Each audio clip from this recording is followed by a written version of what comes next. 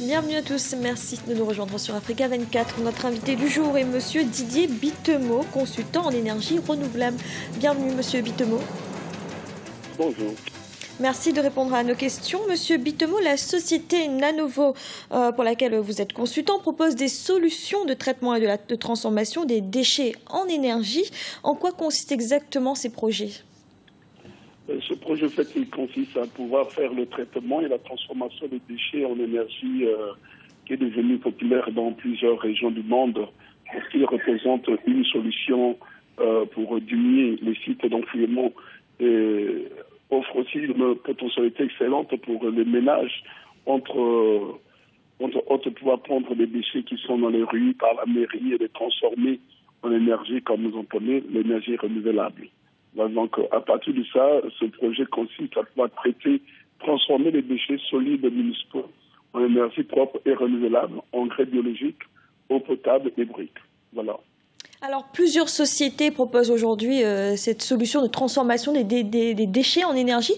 Quelle est la particularité de la société Nanovo ? Quel est le plus de cette société ? Nous, ce que nous faisons, c'est qu'il y a certainement beaucoup de compagnies qui proposent cette solution. Mais nous, la particularité, c'est qu'à partir des déchets solides municipaux, comme je dis, on transforme en énergie propre et renouvelable, en engrais biologique qui peut servir pour le maraîchage, la culture vivrière, etc. Et aussi de l'eau potable. Et non pas seulement de l'eau potable, il y a aussi des briques qu'on peut sortir à travers des déchets que nous transformons à partir de notre société. Dans les pays où la société est déjà implantée, avez-vous déjà des résultats ? Est-ce que ces résultats sont positifs ? Les résultats sont assez positifs. Vous pouvez voir qu'il y a différents pays qui aujourd'hui profitent de ce projet, que ce soit en Gambie, Brésil, Ouganda, Nigeria, Afrique du Sud ou dans d'autres pays. Les résultats sont très positifs jusqu'à présent. Nous sommes en train de faire l'expansion dans différents pays, particulièrement nous, on s'occupe de la zone francophone avec le groupe BGF. C'est du Canada. Nous occupons la zone francophone pour pouvoir promouvoir ce projet et aider aussi la population par rapport à ce qui concerne l'environnement. Et les États africains, sont-ils réceptifs à cette méthode de transformation des déchets ?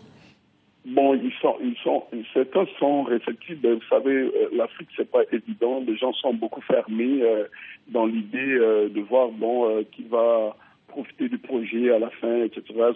Il y a beaucoup de barrières, au fait, pour pouvoir obtenir un simple consentement avec le pays. C'est un projet qui vient en aide à la population, qui vient diminuer tous les désordres qu'il y a par rapport à la santé dans le pays. Il y a beaucoup de barrières pour obtenir une simple signature de consentement que le pays consent que le projet soit installé. Donc, le problème que nous faisons face, c'est ça avec différents pays africains en ce moment. Alors, du coup, quels sont les arguments dont vous disposez ?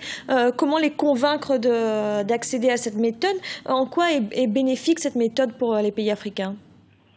D'abord, c'est un projet qui apporte des solutions et des résultats dans les pays dont eux-mêmes ils sont conscients de ce qui se passe dans différents pays. Aussi, il y a beaucoup de maladies comme le malaria, il y a la fièvre typhoïde compte tenu de la saleté qui est dans le pays, la pollution même. Il y a ceux qui souffrent en ce moment de fièvre typhoïde, etc. à cause des centres d'enfouissement des déchets.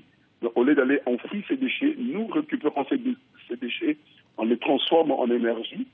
Et en les transformant en énergie, ça va diminuer d'abord le problème de pollution dans le pays. Et deuxièmement, il y a un problème de délaissage aujourd'hui dans différents pays d'Afrique. Ça va résoudre le problème de délaissage d'énergie. Il y a un problème aujourd'hui, il y a beaucoup de gens qui sont dans la rue. Alors, en ayant des briques, les gens auront la facilité de construire des maisons. Et en plus de ça, il y a un problème d'eau potable. Parce que dans différents pays d'Afrique, les gens ont un problème d'eau. Alors, on aura de l'eau potable assez pour toute la population, s'il faut le dire. Donc, vous voyez que on sait pas amener les arguments nécessaires et nous leur informons aussi que nous finançons des projets à 95%. 95% du projet qui vaut 100 millions, que nous pouvons financer ce projet sans qu'ils aient des tracas de leur côté. Et au niveau du financement, comment cela se passe-t-il au niveau de ces projets ?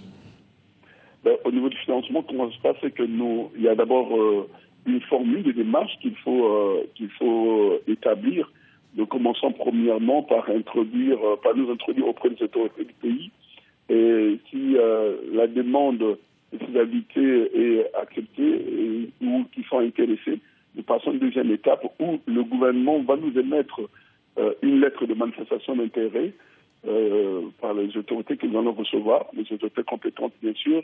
Et une fois qu'on a la lettre de leur intérêt, maintenant nous allons envoyer une équipe d'ingénieurs de Nanovo pour études des déchets. Et si ces études sont concluantes, nous envoyons maintenant une deuxième équipe de direction Nanovo et du groupe BGF Canada pour discussion et définition des conditions aussi accords. Et de là, nous passons maintenant à la signature entre le gouvernement et Nanovo. Une fois que la signature est faite, nous passons maintenant à une constitution de la société filiale de Nanovo dans le pays où nous allons nous installer. Et à la fin, nous passons aux confirmations du financement que Nanovo va apporter. Et après, nous démarrons les études faites de confection des plans sur le terrain.